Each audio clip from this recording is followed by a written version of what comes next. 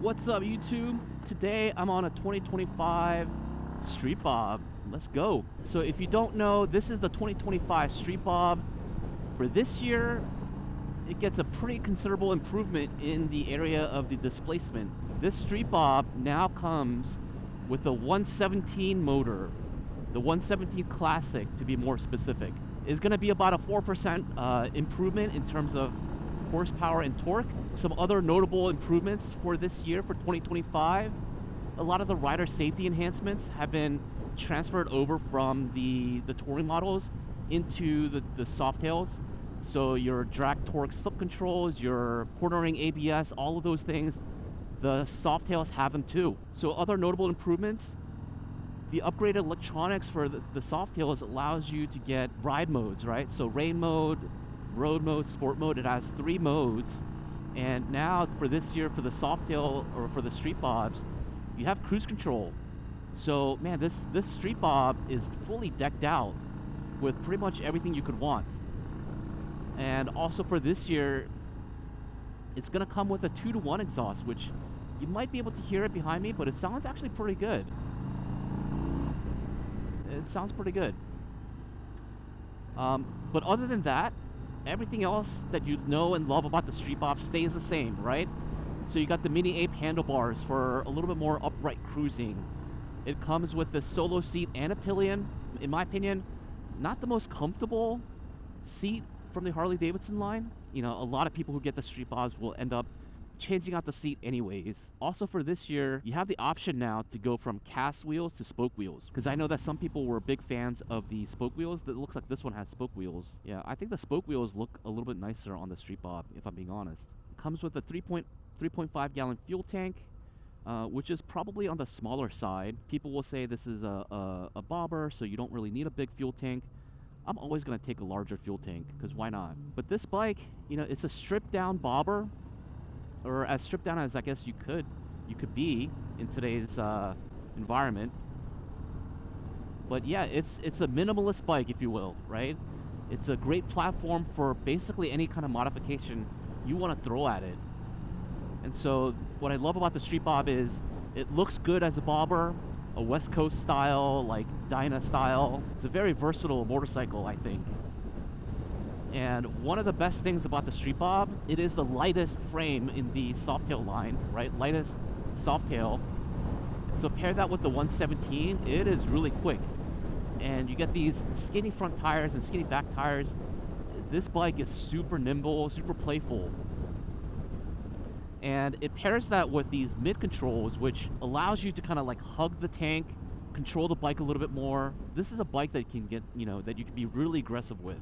I do think that the mids on the Streetbob just are slightly uncomfortable, because I feel like it's really coming up against my stomach and my chest. But you know, that can be switched, that can be changed with a new seat, obviously. So the riding position, you know, out of the box is a little bit awkward for my taste. But again, Harley-Davidson makes it so easy to change out anything that you want.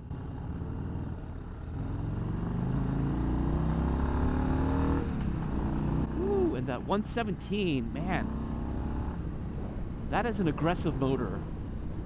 If the 117 just has something that the 114s don't have, and man, it's fun. It begs to be throttled. It begs to be ridden hard. I'm gonna go into the sport mode here now. Oh my gosh, that's a match made in heaven right here.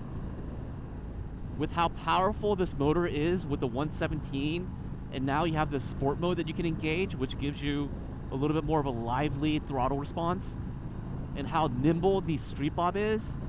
Oh my gosh, that combination is beautiful. This is a canyon carver for sure. For sure. Yeah, I mean, going back to the fuel tank, I would have liked them to see them upgrade the size of the fuel tank. Because I think nowadays, with the Harley, 3.5, it doesn't really get you that far. You know, this is a bike that I would love to ride for hours and hours, take it on trips, but the 3.5 gallon tank is kind of a deal breaker for some.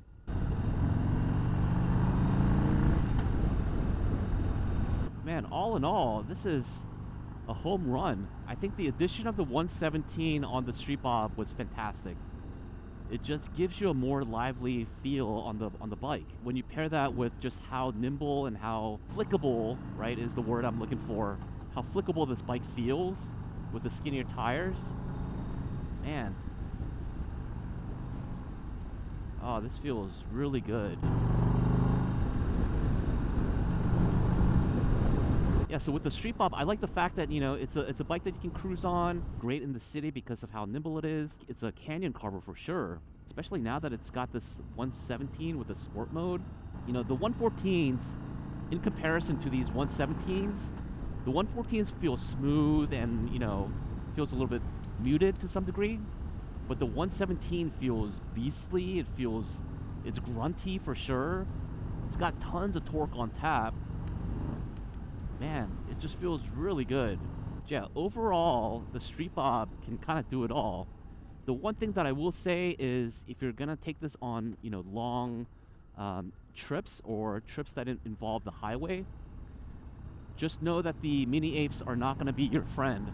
You're gonna need some wind protection there. But other than that, you know, this is a classic, you know, cruiser, classic bobber. Very minimalistic, very stripped down, but in all the best ways.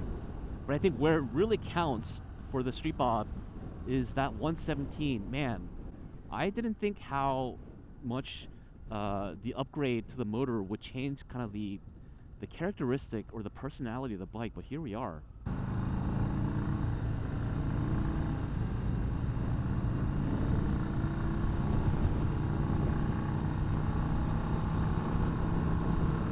So to be honest with you guys, I've demoed previous year models of the Streetbob, and I wasn't like overly impressed. It's a good bike for what it is, but with the 117 motor, I think this kind of gives the Streetbob a new life.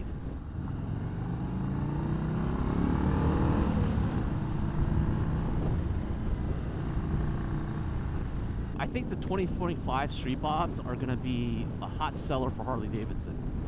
It's already one of the more popular models, I believe. But man, with this 117, it just kicks it up a notch. It's badass, it's fun to ride, it's super nimble, highly customizable. It's definitely worth a look.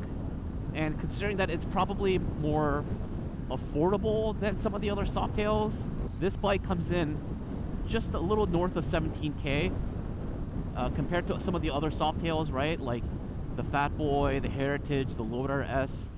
Easy on the wallet to get into the Harley Davidson line, but still has a, you know, a pretty good foundation. The Streetbob will be a good way to go about it, because with all of the money that you saved with this bike, you can put that money towards a lot of customizations for the bike, new handlebars, new exhaust, all that good stuff. So yeah, you guys let me know if you're watching this video and you already have a Streetbob. Would you consider trading up? Would you consider trading up for the 117 motor, or would you just kind of go maybe to a bagger or maybe a lowrider ST? What's your take? You all let me know. But either way, the 117, the Streetbob, man, there's a lot to like. I will also say I do kind of like the fact that they moved away from the little digital gauge here, and now you have this single gauge cluster, which, you know, to me, I like it. It's very readable and still has a very minimalistic look. I've demoed Harleys for a few years now, and you know, I will admit the last couple of years with the Softails, you know, it was kind of boring because there weren't a whole lot of changes. But this year, man, it is very significant and it is very noticeable.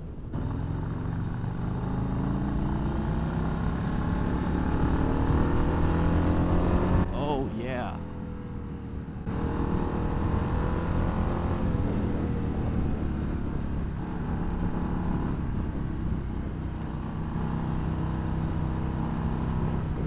The 117s, it has a grunt. It's thumpy. It's a thumpy ride. But yeah, that's going to do it for me today, guys. I'm about to head into Harley Davidson of Baltimore. I'd like to give them a shout out as well because they made this demo day possible. Thanks for tuning in. And until next time, I'll see you guys later. Peace.